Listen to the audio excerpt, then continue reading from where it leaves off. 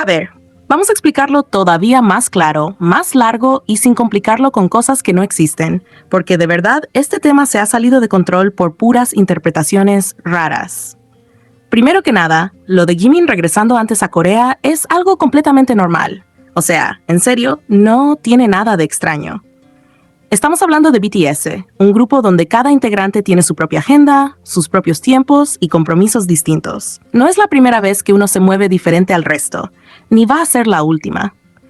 No funcionan como un bloque donde todos tienen que hacer exactamente lo mismo al mismo tiempo.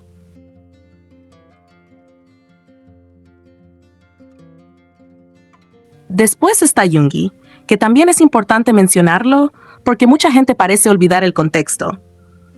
Él ha estado más tiempo activo en ciertas cosas, con más carga de trabajo en distintos momentos, entonces es lógico que sus movimientos no coincidan con todos. Eso no genera teorías, ¿verdad? Porque ahí sí lo ven como algo normal. Entonces, ¿por qué con Jimin sí quieren buscarle algo raro? Luego lo de Hobi. Aquí sí hay que tener un poco de respeto. Si hay una situación familiar delicada, es obvio que va a priorizar eso. No hay nada que cuestionar, no hay nada que teorizar. Es sentido común. Cualquier persona haría lo mismo. Y honestamente, meter eso en discusiones de fandom ya es cruzar una línea innecesaria. Ahora volvemos a Jimin, que es donde todo el mundo empieza a inventar cosas.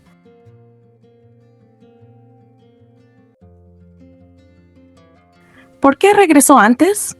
Puede ser por 1000 razones normales. Trabajo, descanso, compromisos, decisiones personales, incluso simplemente porque quiso.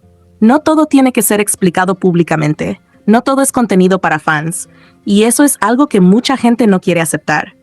Y aquí es donde entran las teorías más absurdas, especialmente las que involucran a Jungkook y Taeyong. Porque de la nada empiezan a decir que Jungkook lo dejó, que lo apartó, que lo botó para quedarse solo. O sea, ¿en qué momento eso tiene sentido? No hay ninguna prueba, ningún contexto real que apoye eso. Es literalmente imaginación.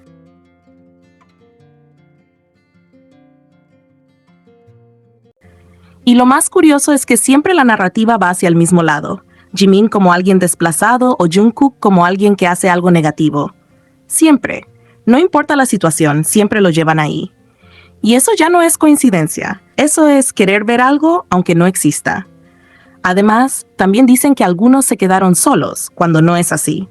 Jin y Namjoon también están presentes, interactúan, trabajan, pero como no hay cámaras mostrando todo el tiempo, la gente rellena los espacios con lo que quiere creer. Y ahí nacen todas estas historias.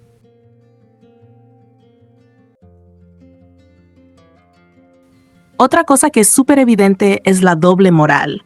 Cuando hay situaciones donde no pueden usar nada para sus teorías, ahí sí se quedan callados, pero cuando ven algo mínimo, lo exageran al máximo. Eso demuestra que no están siendo objetivos, sino que están buscando confirmar lo que ya piensan. Y ni hablar de lo que pasa con las interacciones en conciertos. Hay gente que no acepta ciertas dinámicas entre ellos. Entonces, cuando ven momentos cercanos o naturales, en vez de tomarlos como lo que son, amistad, confianza, empiezan a incomodarse y reaccionan atacando o negando.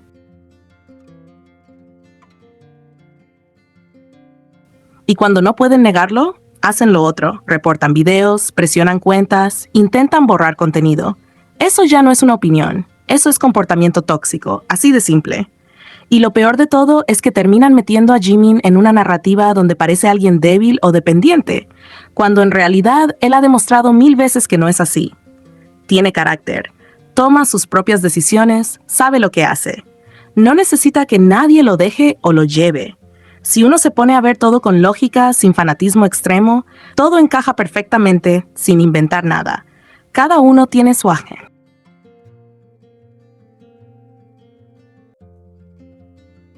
Hay situaciones personales, no siempre viajan juntos, no todo se hace público y sus relaciones no cambian por cosas así.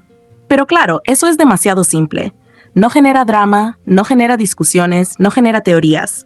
Entonces prefieren crear historias complicadas que no tienen base real. Al final, todo esto dice más del fandom que de ellos. Porque mientras ellos están trabajando, viviendo su vida y cumpliendo compromisos, hay gente armando conflictos que ni existen. Y sinceramente ya ni sorprende. Porque siempre es lo mismo. Agarran algo normal, lo exageran, lo distorsionan y lo convierten en un problema que nunca estuvo ahí.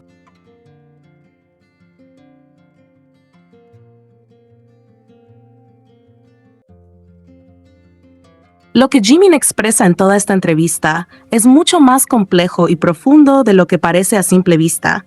Y si uno se toma el tiempo de analizar cada parte con calma, se da cuenta de que no son respuestas vacías ni de compromiso, sino reflexiones bastante honestas sobre lo que ha vivido recientemente y cómo eso ha impactado su forma de pensar, tanto como artista como persona dentro de BTS. Desde el inicio, cuando le preguntan cómo se sintió al regresar a su vida diaria después de terminar el servicio militar, él rompe completamente con la idea típica que mucha gente tiene.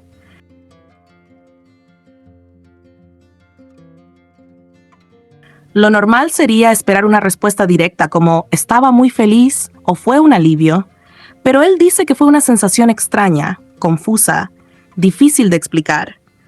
Y eso es importante, porque muestra que no todo en su experiencia se puede resumir en una emoción simple.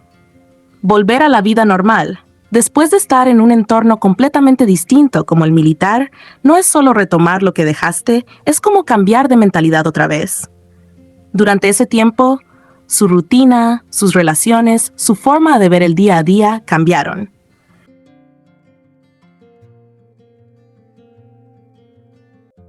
Entonces, cuando regresa, no solo vuelve a su carrera, también tiene que procesar todo lo que vivió. Por eso menciona que pensó en sus compañeros de entrenamiento y en los oficiales, lo cual indica que generó vínculos reales, que no fue una etapa que simplemente pasó sin dejar huella. Pero al mismo tiempo, esos recuerdos se mezclan con algo completamente diferente, la idea de volver al escenario. Y ahí es donde se crea ese choque emocional que él describe. Por un lado, el pasado reciente que todavía está muy presente en su mente, y por otro, el futuro inmediato que implica regresar a su vida como ídolo.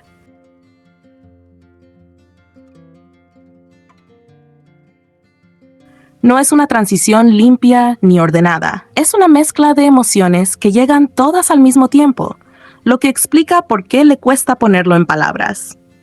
Cuando pasa a hablar de cómo esa experiencia influyó en su forma de ver su papel dentro de BTS, se nota una evolución bastante clara. Él reafirma que el grupo sigue siendo su prioridad, lo cual es clave porque demuestra que su enfoque principal no ha cambiado, pero añade algo que sí ha crecido en él, la necesidad de mejorar como individuo. Esto no significa que antes no quisiera hacerlo, sino que ahora es más consciente de ello. Al ver a sus compañeros, que menciona como personas increíblemente talentosas, siente una responsabilidad personal de no quedarse atrás.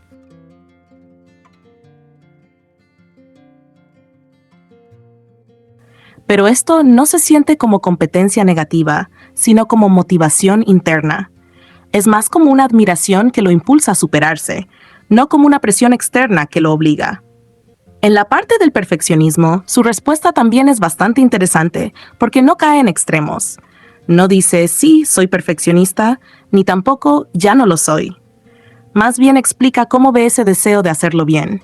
Para él, intentar dejarlo completamente sería como rendirse, como perder una parte importante de su impulso. Esto muestra que no está intentando eliminar esa parte de su personalidad, sino entenderla y convivir con ella de una manera más sana.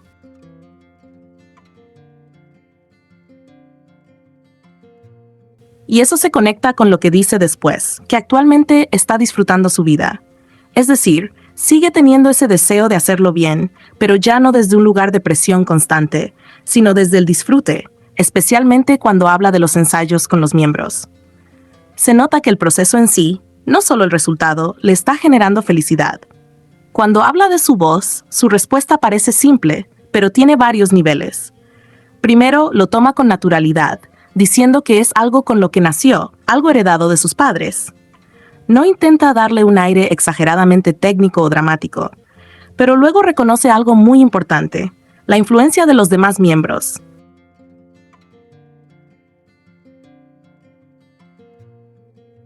Aquí se ve claramente cómo su desarrollo no fue individual desde el inicio, sino colectivo.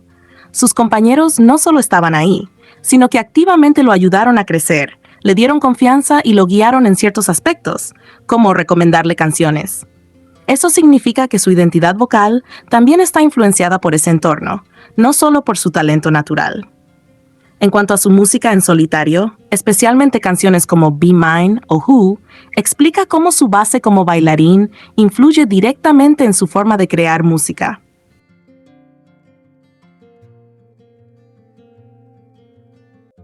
Esto es clave porque muestra que su arte no está dividido en categorías separadas. Canto por un lado, baile por otro, sino que todo está conectado. Cuando dice que esas canciones fueron pensadas para bailar, no es solo una decisión estética, es parte de su identidad artística. Él piensa la música también desde el movimiento, desde cómo se va a sentir en el escenario. Y el hecho de que incluso hayan creado una coreografía para Be Mine, pero no pudieran mostrarla por el servicio militar, refleja cómo hay proyectos que se quedan en pausa, no por falta de intención, sino por circunstancias externas. La parte de They Don't Know About Us es probablemente una de las más profundas emocionalmente. Aquí entra también Namjoon, ya que todo nace de una conversación entre ellos dos. Y lo interesante es cómo una idea inicial bastante directa, me haces débil, evoluciona hacia algo más complejo. Lo que Jimin intenta expresar aquí es una sensación contradictoria. El amor de los fans es enorme, pero también puede generar una presión invisible. Al ser constantemente vistos como personas increíbles, se crea una imagen que no siempre deja espacio para mostrar debilidad o crecimiento. Entonces, cuando habla de que nadie sabe lo débiles que somos, no lo dice como una crítica, sino como una reflexión honesta sobre la diferencia entre lo que se ve desde afuera y lo que realmente sienten. Esa idea luego se amplía con los pensamientos de los otros miembros, lo que indica que no es algo individual, sino compartido dentro del grupo. Finalmente, cuando habla de su carrera como solista, se nota un cambio muy importante en su mentalidad. No se describe como alguien que ahora lo hace todo perfecto, ni como alguien que alcanzó un nivel superior absoluto. De hecho, es bastante humilde al decir que no hizo un trabajo excelente. Pero lo realmente importante es lo que aprendió, perder el miedo. Aprender a escribir sin paralizarse, a hacer preguntas sin inseguridad, a intentar sin miedo al error. Eso es un cambio enorme, porque en el proceso creativo el miedo es uno de los mayores bloqueos. Y gracias a eso, cuando volvió a trabajar en el proyecto grupal, pudo aportar de una manera diferente. No necesariamente siendo el mejor en todo, sino siendo más participativo, más abierto, más dispuesto a intentar. Eso es crecimiento real. En conjunto, toda la entrevista muestra a un Jimin mucho más maduro, más consciente de sí mismo y de su entorno. No solo entiende su papel dentro de BTS, sino también su identidad individual. Hay una mezcla de reflexión, humildad, motivación y disfrute que atraviesa todas sus respuestas. Y algo que queda muy claro es que no está en un punto donde ya llegó, sino en un proceso constante de evolución.